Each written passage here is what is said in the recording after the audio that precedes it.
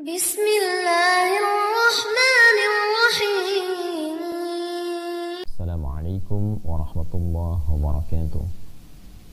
Alhamdulillahi rabbil alamin.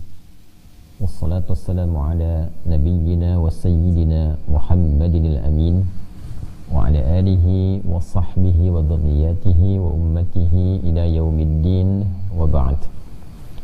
Saudara-saudariku dimanapun kita semua berada, semoga kita semua di hari ini senantiasa diberikan kesehatan paripurna untuk senantiasa konsisten menunaikan ibadah sesuai kemampuan kita pada Allah Subhanahu wa ta'ala. Semoga Allah Subhanahu wa ta'ala memberkahi kita di hari ini dan menuntun kita untuk menjalani aktivitas harian kita menuju beragam bentuk aktivitas yang bermanfaat dan diridhai oleh Allah Subhanahu wa ta'ala. Teman-teman dimanapun berada, alhamdulillah setidaknya hari ini kita telah memasuki di tanggal ke-9 di bulan Sya'ban tahun 1446 Hijrah bersamaan dengan 8 Februari 2025 Masehi. Tak terasa dalam hitungan waktu kita sebentar lagi insyaallah akan sampai di bulan Ramadan 1446 Hijrah. Untuk itu ada doa-doa yang tersambung dari para ulama-ulama kita yang mengajarkan kepada kita agar memohon pada Allah Subhanahu wa ta'ala agar diberikan keberkahan, khususnya menjelang masuk ke bulan Ramadan, bahkan sejak bulan Rajab, bulan Sya'ban. Allahumma barik lana fi Rajab wa Sya'ban.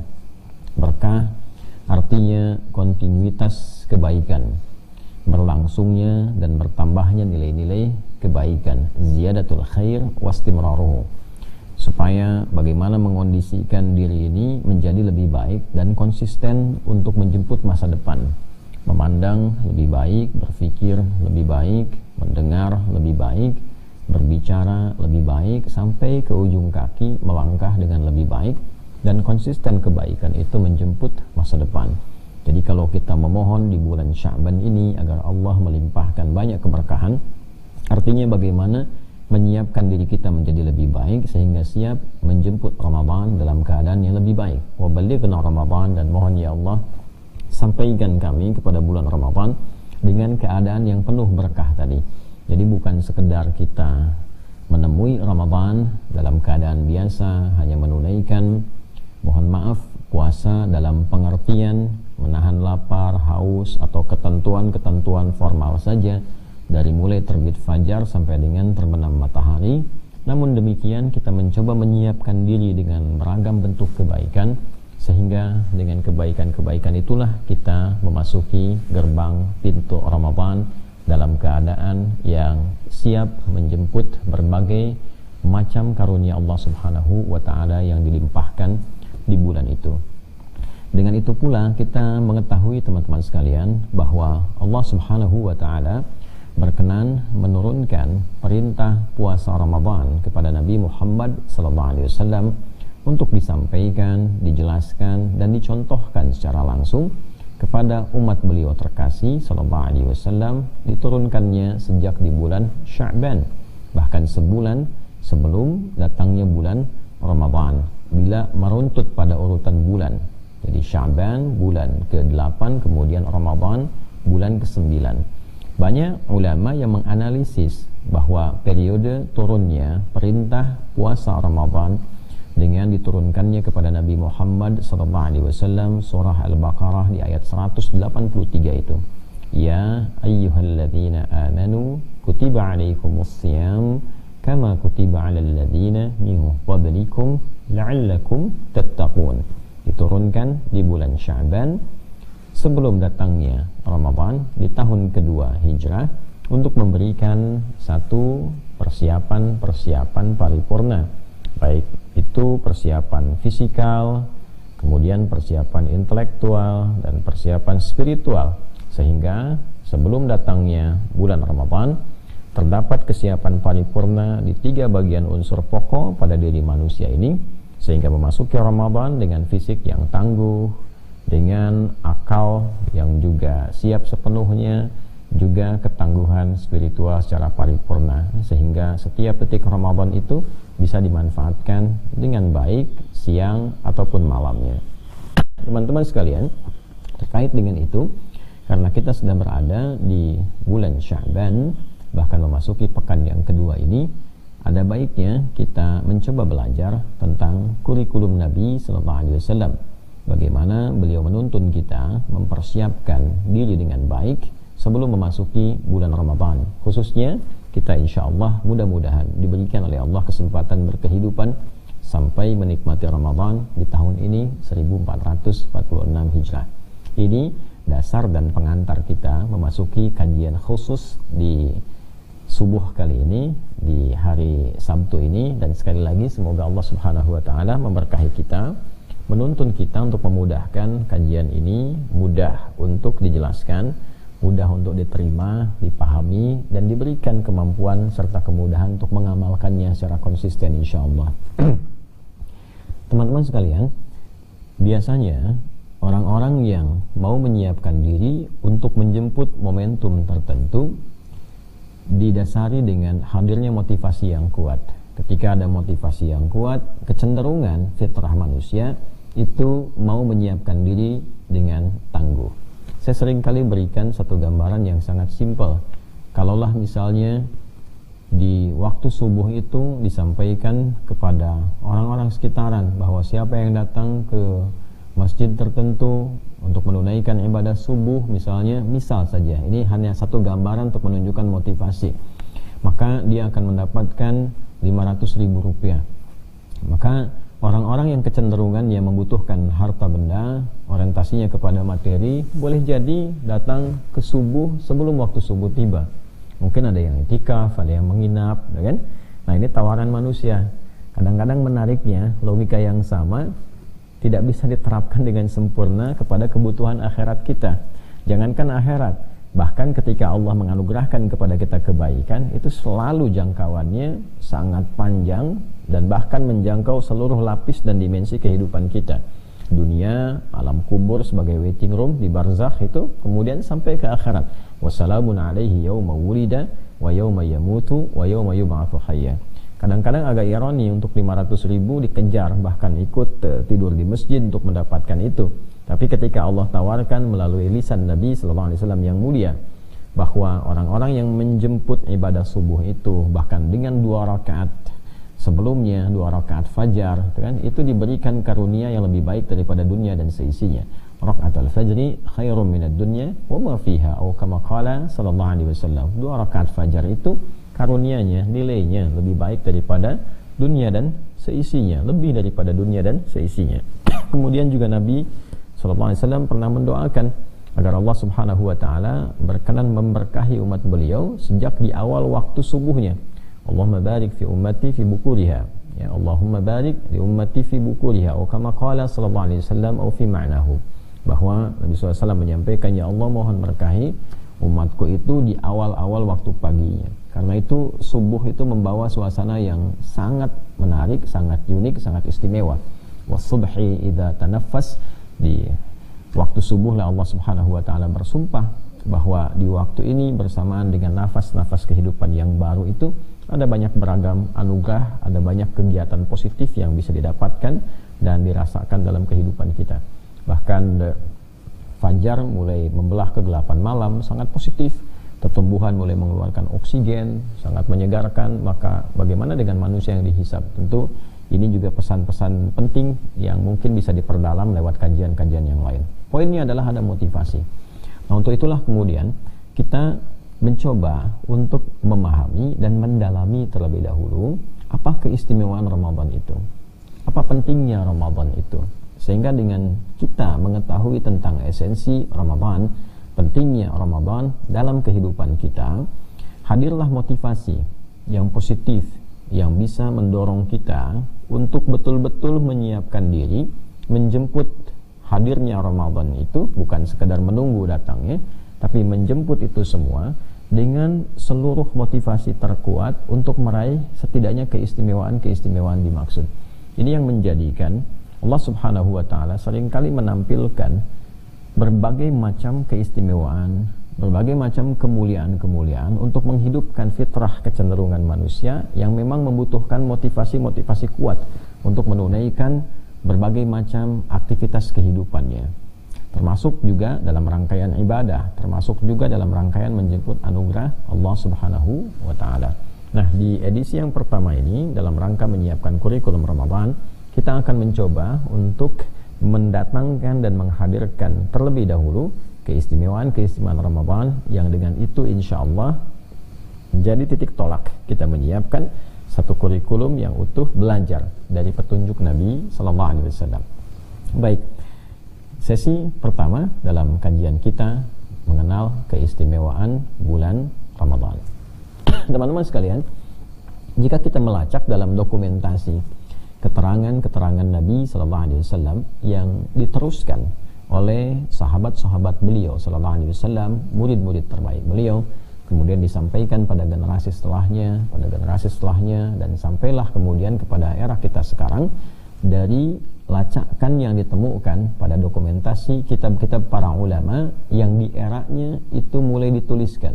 Jadi transmisi sanad istilahnya, ya, keilmuan yang disampaikan oleh Nabi secara verbal disampaikan lagi, kemudian muncul era penulisan yang memungkinkan dokumentasi itu ditulis, ya, dalam bentuk kitab dan diwariskan sampai ke kita serta terjaga. Ini uniknya, dan ini barangkali agak sulit ditemukan di kebiasaan komunitas lain atau bahkan keyakinan-keyakinan lain. Jadi yang unik di Islam ini sekaligus menjaga orisinalitas ajarannya adalah apa yang tertuliskan terjaga juga dengan hafalan. Ini yang unik. Jadi disinilah ada penguatan, ya, dan yang bisa divalidasi, penguatan yang bisa divalidasi terhadap seluruh bagian ajaran-ajaran keagamaan. Di Islam itu apa yang dituliskan dikuatkan juga dengan hafalan. Jadi tulisan dicek dengan hafalan, dan itu generasi per generasi, bukan orang per orang. Yang menghafalnya bukan 1-2 orang, tapi banyak kalangan yang tidak memungkinkan di antara mereka sepakat dalam kedustaan. Ya, ini yang disebut dengan mutawatir namanya. Jadi sekian ribu orang, sekian ratus ribu orang setiap generasinya ada orang-orang yang menghafal, kemudian juga kitabnya sampai ke kita, dan bisa terjadi saling pengecekan dan terjaga itu semua. Sehingga yang tersambung kepada Nabi pun ulama memberikan syarat-syarat tertentu. Mattasala isnaduhu binaqlil 'adid dhabiti 'anil 'adid dhabiti min ghairi syudzudin wala 'illatin qadihah. Itu tersambung riwayatnya, orang-orang yang diketahui dengan baik, profil yang jelas kemudian hari, ya, bisa dilacak, lalu punya sifat adil, punya sifat yang baik, ya, tidak banyak masalah, lalu punya hafalan yang kuat, dhabit, ya, dipertanggungjawabkan hafalan itu, bisa dicek, kemudian juga bisa menjaga marwah, orangnya kredibel, punya integritas, ya, tidak cacat. Cacatnya pun ada cacat moral, ada cacat hukum, semua dikanji. Bahkan ulama membuat kitab-kitab khusus untuk membuat standar penelitian bagi para periwayat-periwayat informasi keagamaan ini. Ya, ada kitab misalnya Al-Jarh wa Ta'dil, ya, ada Mizanul I'tidal dan sebagainya. Itu adalah kitab-kitab yang menjadi standar penelitian. Luar biasa. Nah, terkait dengan itu semua, kita lacak dokumentasinya terkait dengan keistimewaan Ramadan, misal ditemukan di Sahih Al-Bukhari. Baik di nomor hadis ke-38, kemudian juga nomor hadis 2014, ya. Kita ambil 2 kitab sahih dulu, ya. Di Sahih Muslim ditemukan di nomor hadis 760, ya, ada juga di At-Tirmidzi, tapi kita batasi juga nanti di Al-Bukhari dulu dengan di hadis Muslim supaya bisa lebih spesifik dan fokus kajiannya. Dengan riwayat yang serupa, teman-teman, dari sahabat Abu Hurairah radhiyallahu taala anhu. Karena kita waktunya terbatas, saya cukupkan di sanad yang terakhir saja. Ya, dari sahabat Abu Hurairah radhiyallahu taala anhu.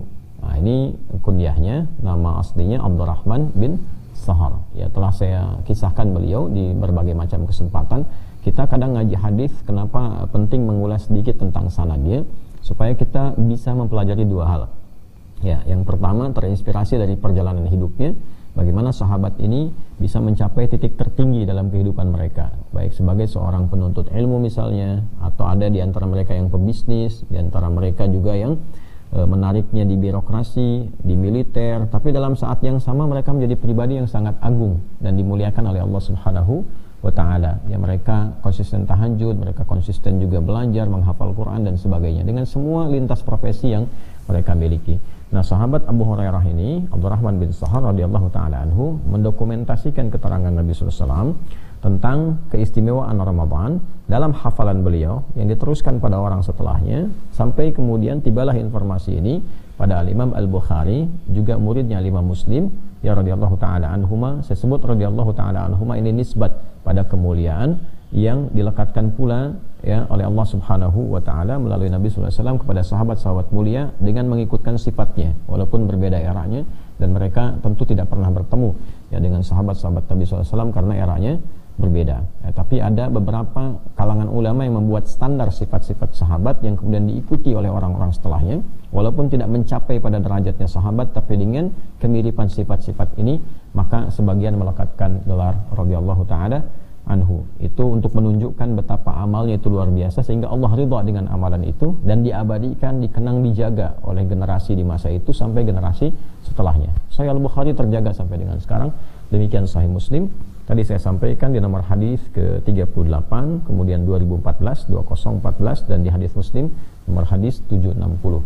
Dari Nabi sallallahu alaihi wasallam disampaikan oleh Nabi sallallahu alaihi wasallam, man qama, atau kita mulai dari somaknya dulu, man shama ramadhana imanan wahtisaba ghufira lahu ma taqaddama min dhanbi, wa man qama lailatal qadri imanan wahtisaba ghufira lahu ma taqaddama min dhanbi. Nah, teman-teman, kita ambil di subuh ini satu hadis dulu yang menunjukkan kemuliaan Ramadan. Yang dari satu ini kita akan merasakan betapa manfaatnya begitu luas dan melimpah.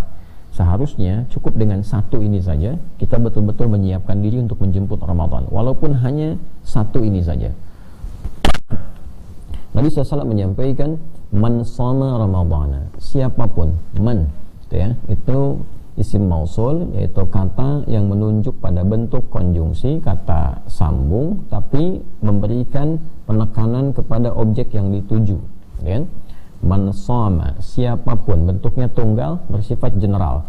Jadi seringkali saya diajarkan untuk berbagi, ketika menemukan kata man ini, rasakanlah ini untuk kita secara personal, walaupun tawarannya general. Jadi tarik ke dalam sifat personal, personifikasikanlah kemudian kata itu kepada diri kita. Jadi kalau tarik misalnya ke pribadi saya, Hadi Hidayat, kan? Hei fulan, hei fulana. Tawarannya spesifik, seakan-akan Nabi itu mengkhitab, mengajak bicara kepada kita secara personal. Tapi ditawarkan secara general, ya, terbuka untuk siapapun. Karena itu kita terjemahkan siapapun, siapapun. Hei, tapi ketika kita baca, bawa ke dalam nuansa diri kita. Hei Hadi Hidayat, hei fulan, hei fulana. Tarik, ya. Shama Ramadhana, siapapun yang menunaikan puasa Ramadan. Nah, ini menjadi bentuk madhi untuk penguatan. Jadi kalau kita nanti ke ilmu balaghah, ada namanya i'tibar ma yakun, ya. Disebutkan dengan bentuk kana, tapi untuk mengambil makna yakun disebutkan dalam bentuknya pasif, ya, bentuk aktif, bahkan aktif yang madhi, past tense, ya, past tense. Jadi disebutkan dalam bentuk yang terdahulu, atau di dalam gramatikal bahasa Arab itu past tense juga bisa memiliki dua arti lain. Infinitif, ya, kata kerja asal, sekaligus juga taukid untuk penguat. Ya, tapi yang dimaksudkan untuk makna yang berikutnya, bisa makna future, ya, yakun, makna mudhari'. Jadi ketika disebutkan man shama, Nabi tidak mengatakan man yasum, tapi dikatakan man shama, siapapun yang menunaikan puasa. Kenapa menggunakan bentuk fi'il madhi? Kita bahas pelan-pelan untuk mendapatkan kedalamannya, untuk menekankan dua hal. Ya, yang pertama, teman-teman, ini memberikan kesan penguat yang menunjukkan makna kesungguhan, keseriusan. Jadi bukan hanya sekedar puasa. Ya, man shama Ramadhana, jadi kalau kita terjemahkan dengan kedalaman maknanya, siapapun yang menunaikan puasa dengan serius. Nah, dengan sungguh-sungguh, ya kan? Nah, kemudian tadi maknanya bisa berarti makna istiqbal, makna mudhari. Mudhari itu kan bisa kini, hadir, ya kan? Bisa kemudian ada makna istimrariyah, makna keberlangsungan, terus berlangsung, ataupun future. Ya, bisa juga bermakna al-mustaqbal. Jadi kalau di bahasa Inggris kan bisa berarti present, continuous, and future. Ya, jadi bisa kekinian, bisa terus berlangsung, bisa future untuk masa depan, mustakbal. Jadi kalau kita pahami dengan makna yang kedua, siapapun yang menunaikan puasa Ramadan dengan sungguh-sungguh, nah ketika kalimat ini disebutkan, ini berlaku satu isyarat untuk menyiapkan ke Ramadannya. Nah sekarang kan bi'atibari ma yakun, akan dikerjakan, ya. Jadi sekarang belum tiba Ramadannya, sekarang masih Sya'ban, ya kan? Nah jadi kalau spiritnya tadi ayatnya turun misalnya di bulan Sya'ban, kemudian diberikan jeda untuk sampai ke Ramadan, terus diinfokan misalnya ya oleh Nabi sallallahu alaihi wasallam, siapapun yang menunaikan puasa Ramadan. Jadi kalau kita baca itu belum sampai ke bulan Ramadannya, kita baca di bulan Sya'bannya, maka kalimat itu memberikan pesan penyiapan. Siapapun yang sungguh-sungguh menunaikan puasa dan menyiapkan untuk puasa itu, gitu ya. Jadi i'tibar ma yakun, untuk menyiapkan sesuatu yang belum kita kerjakan. Ini agak dalam kajian kita ya. Kalau kita terjemahkan biasa dengan modal standar ya kita dapatkannya ya siapapun yang menunaikan puasa begitu saja. Tapi kalau kita dalami sampai ke kedalaman maknanya dan pesan-pesan di baliknya, maka sesuatu yang kita dapatkan maknanya lebih luas dan lebih mendalam.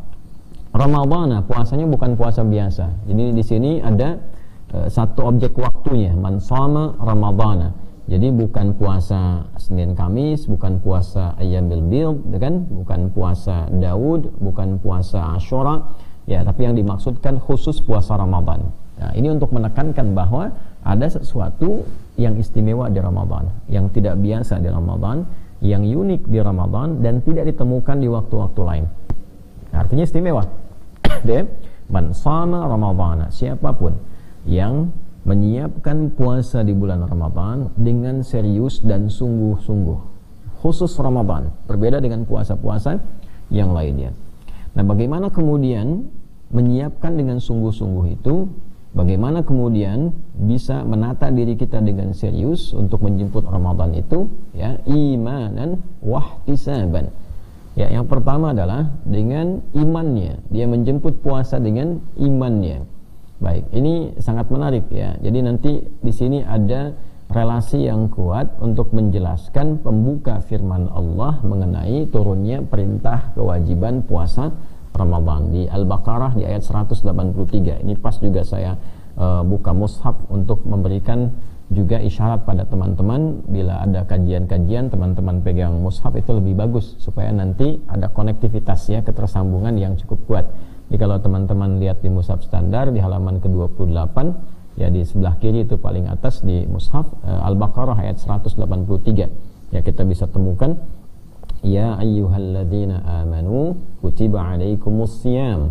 Coba lihat ya, ya ayyuhalladzina amanu, hei semua yang telah menyatakan beriman kepada Allah.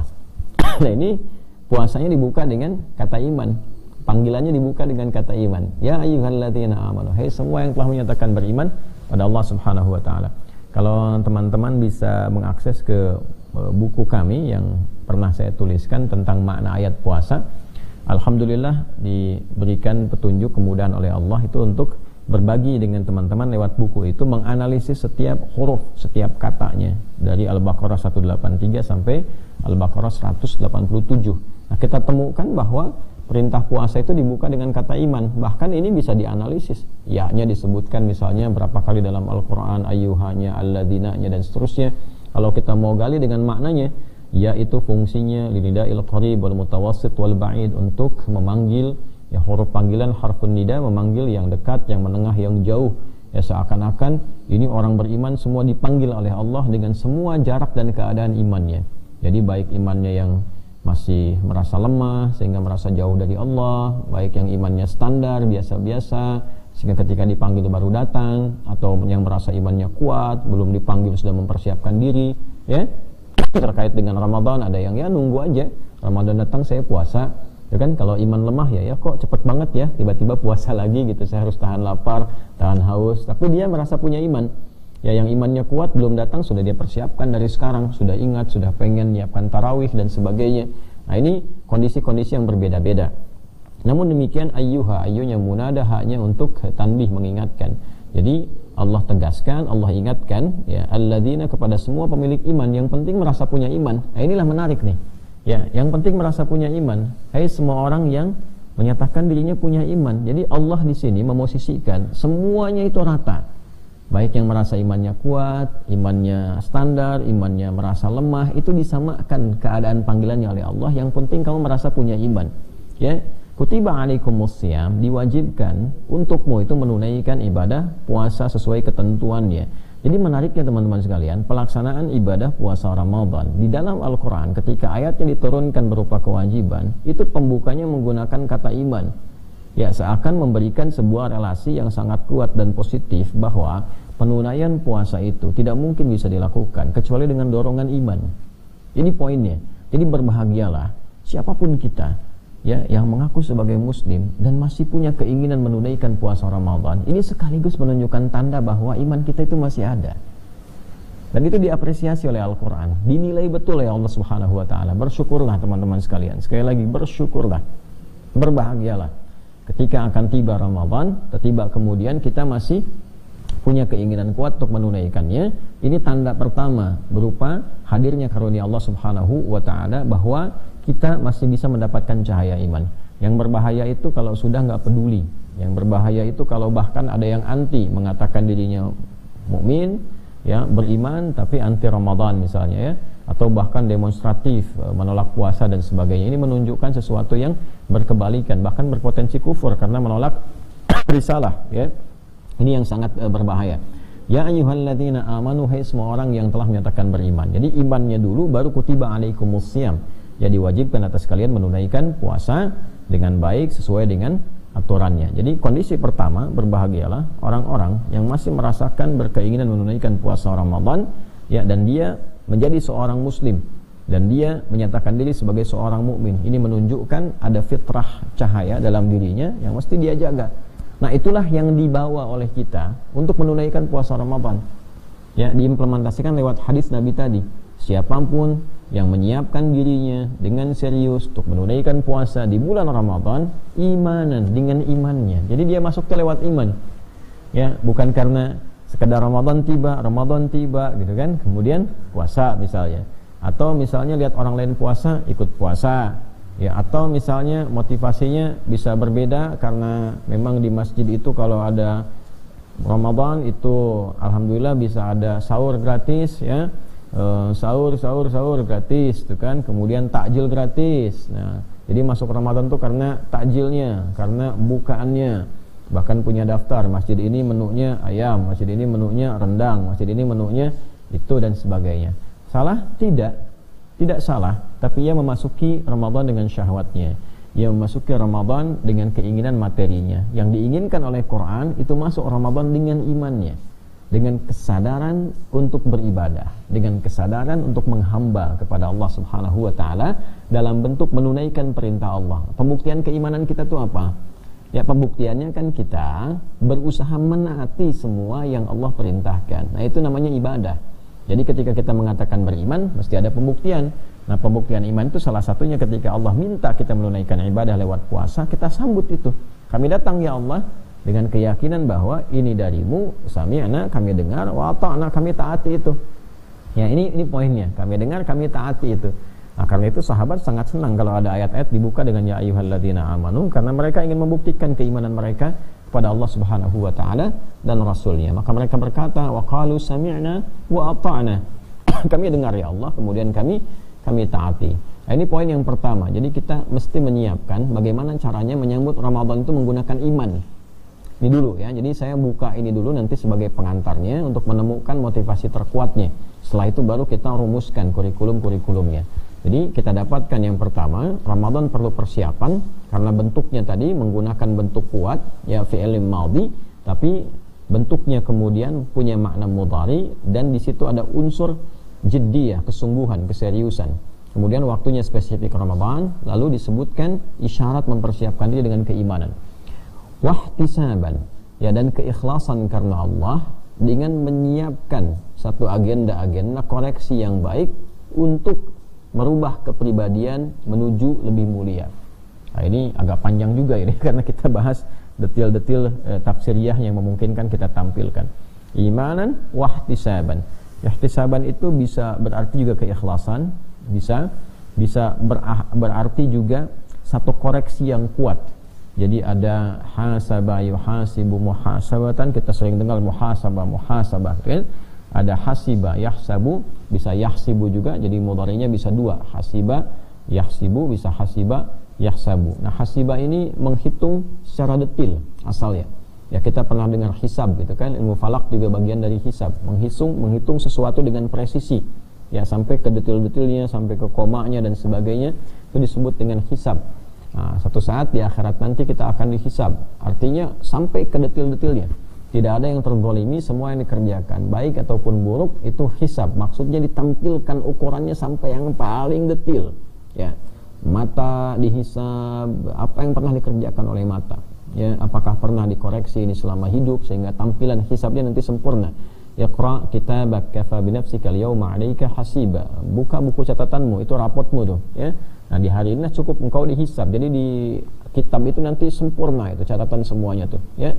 Maka bagaimana nanti kita dapatkan? Semoga Allah menolong kita, memberikan syafaat kepada kita, yang melalui syafaatnya, melalui petunjuk yang diberikan oleh Allah Subhanahu wa taala pada Rasulullah sallallahu alaihi wasallam, ya.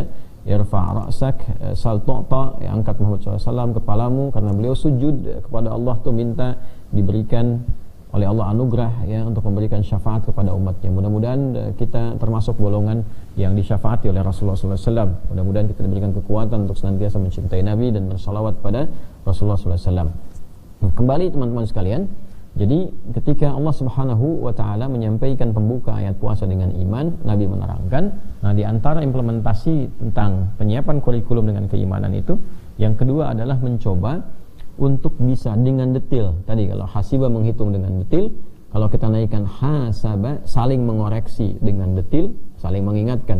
Ya, teman dengan teman gitu kan, saling mengoreksi, saling menguatkan. Terus kalau kita mau naikkan lagi levelnya, ya, kita tambahkan alif dengan ta di situ. Jadi kalau hasiba itu masih orisinil, infinitif 3 huruf. Kalau hasaba tambah 1 huruf gitu kan. Nah, bisa nanti bentuknya mufa'alah untuk saling, ya, saling mengingatkan, saling mengecek dan sebagainya. Makanya muhasabah itu kan konteksnya ada bukan satu pihak, tapi 1-2 pihak saling mengoreksi. Walaupun itu sendiri antara dia dengan jiwanya, ya, saling mengoreksi. Kalau ihtisab, ihtasaba yahtasibu, itu lebih dalam lagi. Ya, artinya ada kesungguhan, karena alif dan ta itu juga menunjuk makna kesungguhan, keseriusan. Jadi wahtisaban, dan dia serius mengoreksi dirinya sampai menemukan kekurangan-kekurangan yang dia dapati atau kelebihan-kelebihan yang pernah dia kerjakan itu, lalu dia susun itu supaya yang kurang-kurang diperbaiki, yang lebih dipertahankan, bahkan mungkin ditingkatkan. Nah, itu ihtisab namanya. Ya, ada juga makna yang kedua, ihtisab itu menunjukkan keikhlasan yang dalam. Jadi mengoreksi diri, pekerjaan-pekerjaan yang kadang dilakukannya itu bukan karena Allah. Ya. Nah, coba dicatat lagi sampai detik ini, saya, Anda dan kita saling mengoreksi. Apakah mungkin juga saya dalam mengajar, kan bisa saja terjadi dalam perjalanan mengajar ini ada bagian-bagian tertentu yang berkurang nilai kesungguhan dan keikhlasannya karena Allah itu. Ya, apakah mungkin dilakukan? Boleh jadi fitrah kemanusiaan, karena ada kebutuhan yang diinginkan manusia untuk belajar, karena misalnya ngejar tayang, karena popularitas, na'udzubillah, ya, karena materi, na'udzubillah, dan sebagainya. Ya, Allah yang Maha mengetahui itu semua. Ya, seringkali saya katakan pada teman-teman dalam pengajian, tolong doakan tuh, ya, doakan, saya minta mohon dalam sujud, ustaz-ustaz juga didoakan. Kadang doa kita spesifik, gitu kan, supaya diikhlaskan, karena ini penting sekali. Bukan sekedar sampainya ilmu, tapi ini bagian dari ihtisab, ya, ihtisab. Bagaimana kita menjaga semua amal itu betul-betul diniatkan supaya mendapatkan ridha Allah Subhanahu wa ta'ala. Demikian sebagai orang tua merawat anak, apakah betul karena Allah? Bekerja yang kita kerjakan apakah betul karena Allah? Nah, ini Ramadan ini, sebelum masuk ke Ramadannya, kita betul-betul persiapkan bahwa setiap amal yang dikerjakan siang dan malam itu betul murni didedikasikan untuk kepentingan ibadah, betul-betul ibadah. Ya, jadi iman itu nanti membawa satu dorongan kuat untuk memasuki Ramadan. Implementasinya ihtisaban, kesungguhan untuk mengerjakan ibadah itu karena Allah. Ya, agenda apa yang kita siapkan semuanya lillah, siang malamnya. Ya, karena itu sering didapatkan para ulama-ulama, Imam Malik misalnya, kita dapati dalam sejarah termasuk Imam Syafi'i dan yang lainnya, itu menyiapkan diri betul ketika Ramadan, libur tugas mereka, mengajar dan seterusnya, menyiapkan betul-betul ibadah, agenda ibadah siang dan malam. Imam Syafi'i itu radhiyallahu taala anhu rahimahullahu taala itu sampai beliau agenda bacaan Qur'annya saja sehari itu bisa 2 kali khatam, siang sekali, malam sekali gitu ya, saking sungguh-sungguhnya kan. Nah itu demikian, mungkin eranya berganti. Kalau dulu ulama Ramadan itu libur, mereka meningkatkan ibadah, ya ustadz-ustadz mungkin para kiai sekarang malah Ramadan meningkat dengan mengajar, ya sah-sah saja, mungkin kan eranya berubah, banyak kemudian mengajar. Tapi poinnya adalah ihtisaban, ya ihtisaban, betul-betul menyiapkan diri menjadi ibadah, ngajarnya pun ibadah, kultum tarawihnya ibadah, ya bukan ihtisabul amplop ya, untuk menghitung berapa masjidnya, berapa amplopnya, berapa isinya. Nah itu juga masuk kategori yang akan dinilai gitu kan, apakah memang dunia yang dicarinya ataukah ridha Allah yang ingin didapatkannya. Jadi kaidahnya menyiapkan diri dengan kesungguhan menjemput Ramadan, kemudian dilakukan dengan basic keimanan yang kuat, lalu ihtisab, menyiapkan agenda yang diniatkan khusus untuk beribadah kepada Allah Subhanahu wa taala dan bagian dari pengoreksian diri. Nah, bagaimana korelasi ini dengan keutamaan yang didapatkan di dalam Ramadan? Kenapa sih muncul ini sebagai pembukanya gitu? Siapkan dirimu, kuatkan dirimu pakai iman, kemudian siapkan agenda ibadah yang betul-betul diniatkan karena Allah. Ada apa? Ghufira lahu ma taqaddama min dzambi.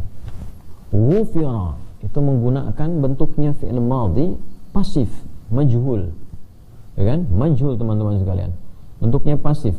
Jadi dibuka dengan bentuk aktif, man shoma, kemudian dijawab dengan bentuk yang pasif, ghufira. Ini sangat menarik. Ya, ghufira lahu ma taqaddama min dzambi. Asalnya ghafarallahu lahu, bentuk aktifnya. Tapi ketika dijadikan pasif, nah ini ya, subjeknya kemudian ditiadakan, dibentuk dalam bentuk pasif, ini juga bermakna taukid. Ya, takkid, penguat ini. Betul-betul ya, sehingga bagi orang beriman itu kalau bentuknya menjadi pasif, dia sudah tahu bahwa bentuk aktifnya itu Allah yang memberi. Ya, misal di sini ya ayyuhalladzina amanu kutiba alaikumusiyam. Ya, asal katanya kan bentuk aktifnya kataballahu alaikumusiyam. Kenapa kemudian dijadikan bentuk pasif? Ya, Allahnya kemudian di situ kalimatnya dialihkan dari bentuk aktif kataballahu alaikum menjadi kutiba alaikum, jadi bentuk pasif, diwajibkan kepada kalian. Karena orang yang punya iman itu nggak usah nanya lagi siapa yang mewajibkan, pasti Allah. Sepanjang dia masih punya iman, dia meyakini semua kewajiban datang dari Allah, jadi nggak banyak tanya lagi. Jadi kalau sudah bentuk pasif jangan banyak ditanyakan. Ya, kalau bentuk aktif kataballahu itu kan, Allah mewajibkan kepada kalian, mungkin masih orang nanya kenapa diwajibkan ya Allah, ya kan? Tapi ketika sudah ada iman dalam dirinya, dia punya keyakinan apapun yang Allah berikan pasti di situ ada manfaat, ada kebaikan, ada limpahan anugerah. Karena itu ketika diberikan dalam bentuknya bentuk pasif, kutiba alaikum, orang beriman gak akan tanya kenapa ya Allah diwajibkan, kenapa mesti sebulan, kenapa mesti begini, karena modalnya iman awalnya, yakin tanpa ragu. Kalau sudah gak ada ragu, gak usah nanya gitu. Itu maksudnya ya. Nah ini pun ghufira, supaya kita gak nanya lagi. Ghufira lahu. Ya, itu bentuknya ada bentuk kuat di dalamnya, diampuni. Ya, dia akan diampuni. Jadi kalau betul-betulnya kesungguhannya serius, mendalam, itu bisa juga masuk bentuk pasti diampuni. Gitu kan? Ya, kalau kita menggunakan standar tadi, masuknya pakai iman, ihtisabnya dipakai, ghufira lahu, pasti diampuni. Gitu kan? Bentuknya kuat sekali. Ghufira lahu ma taqaddama min dzambi. Ma, semua, segala. Ya, pakai isim mausul, man ketemu ma tuh. Man menunjuk pada orang, ma menunjuk pada keadaan. Ya kan? Man umumnya menunjuk pada yang berakal, ma menunjuk kepada bagian-bagian kehidupan atau kalaupun makhluk yang tidak berakal, gitu kan? Nah di sini dibuka pakai man, menunjuk pada semua kalangan, sifatnya personal tapi tawarannya general. Kemudian yang kedua, menariknya teman-teman sekalian, dibalas pakai ma, segala, semua tanpa kecuali. Ma taqaddama, semua tanpa kecuali. Ya, taqaddama min dzambi, yang telah berlalu dari dosa-dosa orang itu. Jadi keutamaan pertama dari Ramadan itu singkatnya bisa menggugurkan seluruh dosa. Allahu Akbar. Bayang ya, siapa yang hidup tanpa dosa sampai detik ini saja kita bicara. Matanya tanpa dosa, ya kan? Telinganya tanpa dosa, lisannya tanpa dosa, kemudian sampai ke ujung kaki. Siapa yang hidup nggak punya dosa? Ya. Atau sekarang kalau punya dosa pulang kembali kepada Allah, tenang nggak kira-kira tuh? Ya, bahagia nggak pulang bawa dosa itu? Ya, jangankan kita kembali kepada Allah di akhirat misalnya, di dunia saja. Ya, ayah pulang ke rumah bawa salah itu tenang nggak? Makanya saya bingung kalau ada, mohon maaf sekali lagi, misalnya seorang ayah korupsi gitu, terus bisa pulang ke rumah dalam keadaan tenang, itu pasti sakit itu. Ya, karena hatinya pasti menolak itu. Jadi kalau ada orang mencuri pulang ke rumah dalam keadaan tenang, itu pasti sakit itu. Ya, karena kalau berbuat salah, hatinya pasti protes, itu salah itu. Kecuali kalau sudah terakumulasi kesalahan itu sehingga udah nggak bisa bedakan. Nah, istidraj itu, ya, larut dalam keburukan. Ya, apalagi disambut istri juga, sambut keluarga juga, ya, sama-sama menyambut dalam keburukan. Nah, itu pasti bermasalah. Nah, yang demikian kita doakan itu ya. Kita doakan karena sepanjang hidup itu belum meninggal, itu masih punya hak untuk bisa berubah jadi lebih baik. Itu yang penting kita tekankan. Siapapun pasti punya masa lalu yang mungkin di dalamnya ada kesalahan-kesalahan, tapi sepanjang dia hidup, dia masih berhak menjadi pribadi yang lebih baik. Karena itu saya seringkali juga mengingatkan untuk diri pribadi, untuk kita semua, siapapun, ya, setiap kita pasti punya masa lalu yang kurang baik, tapi kita punya harapan yang ditawarkan oleh Allah Subhanahu wa Ta'ala, dicontohkan oleh Nabi, dijelaskan pada kita dengan rahmatan lil alamin, bahwa kita punya kesempatan menjadi pribadi yang lebih baik sebelum meninggal. Ya, semoga husnul khatimah itu ya. Oleh karena itu, dalam kehidupan saja kalau salah kan malu pulang. Ada anak salah pada orang tua, pulangnya kan berat gitu, ya kan? Nah, demikian pula orang-orang yang berbuat salah dengan hartanya, dengan jabatannya, salah di jabatan kan gak enak pulang gitu. Nah, sekarang ada dosa, ada salah, terus mau pulang kepada Allah, gimana gitu? Ya, terus ada yang lebih ironi lagi. Ironinya, sudah banyak dosa, mencurinya banyak, terus begitu meninggal pengen disebut almarhum gitu. Ya, almarhum itu kan yang disayang. Gimana bisa disayang? Ya, almarhum itu artinya yang disayang oleh Allah. Allah punya sifat namanya Rahman dan Rahim. Orang yang mendapatkan Rahman dan Rahimnya Allah disebut almarhum. Ya, bagaimana hidupnya penuh dengan tindakan kriminal, pas meninggal pengen disayang gitu kan, jadi repot. Nah, oleh karena itu kalau harapan terbesarnya almarhum pengen disayang, ya kita menyiapkan diri. Nah, Ramadan itu momentum terbaik karena semua dosa besar dan kecil itu berpotensi diampuni. Dan sigat yang ditampilkan, ya, kata yang ditampilkan itu bentuknya kuat sekali. Ghufira lahu ma, semua dosa-dosa ma taqaddama min dzambi, semua dosa yang pernah dikerjakan berpotensi diampuni. Ramadan. Ya, Ramadan teman-teman sekalian. Ya, kemudian setelah itu wa man qama lailatul qadri imanan wa ihtisaban ghufira lahu ma taqaddama min dzambi. Bahkan nanti dalam kalimat yang berbeda, man qama ramadhana imanan wa ihtisaban. Jadi ini siang malam. Kalau shoma kan paginya. Ya kan? Pagi itu kalau diambil bentuk umum itu menunjukkan dari fajar sampai ke maghrib dalam konteks puasa. Jadi kadang ulama bagi dua antara pagi dengan malamnya, atau kadang disebut siang, ya, untuk mengambil tengah-tengahnya. Maksudnya dari mulai fajar sampai ke maghrib, kemudian ibadah malam dari ba'da maghrib artinya isya sampai dengan menjelang fajar. Jadi kalau kita hadirkan itu 24 jam, peluang ampunan Allah itu diturunkan. Ramadan sebulan penuh, Allahu Akbar. Gak dapat di satu malam berikutnya, gak dapat di malamnya siangnya. Jadi 24 jam ampunan Allah ditebarkan. Jadi kalau ada orang kemudian misal meninggal dalam keadaan dia telah memohon ampun kepada Allah sedang puasa paginya, terus dia istighfar gitu kan, dia koreksi diri, ihtisab tadi itu ihtisab, koreksi ujung kepala sampai ujung kaki dengan iman. Semalam misalnya kan dia sholat, qadar Allah baik itu siangnya ataupun malam misalnya dia meninggal dalam keadaan itu sedang istighfar betul, sedang minta ampun, itu berpotensi diampuni semua dosa. Diampuni semua dosa. Ya, ada bab tertentu yang dipisahkan oleh ulama untuk bisa diselesaikan supaya tidak menggantung terlebih dahulu. Dosanya diampuni, tapi kalau terkait harta misalnya tentang utang piutang gitu, ya mesti dilunasi dulu. Jadi keterangannya dosa diampuni tapi tidak memberikan penekanan utang lunas gitu kan. Ya, jadi utang tetap diusahakan untuk dilunasi terlebih dahulu. Tapi ini anugerah terbesarnya adalah apa? Dosa diampuni. Ini sesuatu yang sangat luar biasa. Ya, sulit untuk kita dapatkan dalam kehidupan kita, teman-teman sekalian. Oleh karena itu, jika merasa tidak aman dengan maut, artinya bisa datang kapan saja, dan merasa belum aman dengan amal, artinya kita merasa banyak salah dan sebagainya, maka sebagai muslim yang baik, insan beriman yang baik, seyogyanya dan cerdas dia menyiapkan diri. Wah, ini peluang, saya diampuni dosa nih, ya, paginya, malamnya, siangnya, sorenya, 24 jam ampunan Allah diturunkan, maghfirah, rahmah, bahkan itqum minan nar, peluang, potensi dibebaskan dari neraka itu hadir 24 jam dalam sehari, terus ditampilkan. Kapan lagi dapat seperti ini? Ya, karena itu ada hadis yang sangat viral, termasuk Al-Hakim An-Naisaburi memasukkan hadis ini dalam kitab Mustadrak beliau, bahwa nanti ada 3 kalimat yang disampaikan dari Nabi sallallahu alaihi wasallam. Salah satunya ini adalah sesuatu yang sangat menarik.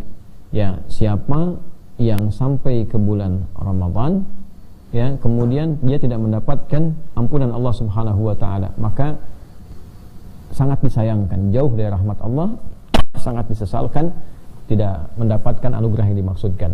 Man adraka ramadhana falam yughfar lahu, ya, orang yang mendapati Ramadan tapi enggak memanfaatkan potensi Ramadan supaya dosanya diampuni. Itu raghimaan farajulin, pembukanya tuh, kotor hidungnya, belang hidungnya, atau bu'dan dalam salah satu tafsirnya, jauh dari rahmat Allah Subhanahu wa taala. Jadi raghimaan farajulin itu satu idiom yang ditampilkan dalam bahasa Arab untuk menunjuk seseorang dengan perilaku yang kurang etis, ya, sesuatu yang enggak bagus. Ya, kalau bahasa kita itu hidung belang tuh, hidungnya kotor itu.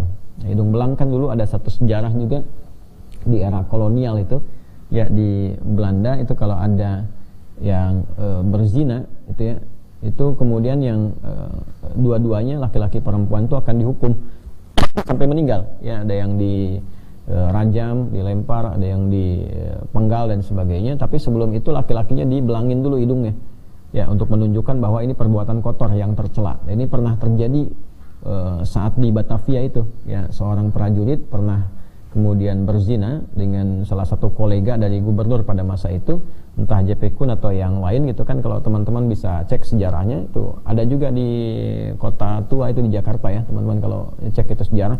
Nah, itu kemudian prajurit itu berzina dengan salah satu kolega, ya, pembesar di Belanda pada masa itu, dan ketahuan langsung dihukum. Ya, sebelum dihukum itu, ya, dieksekusi sampai meninggal keduanya.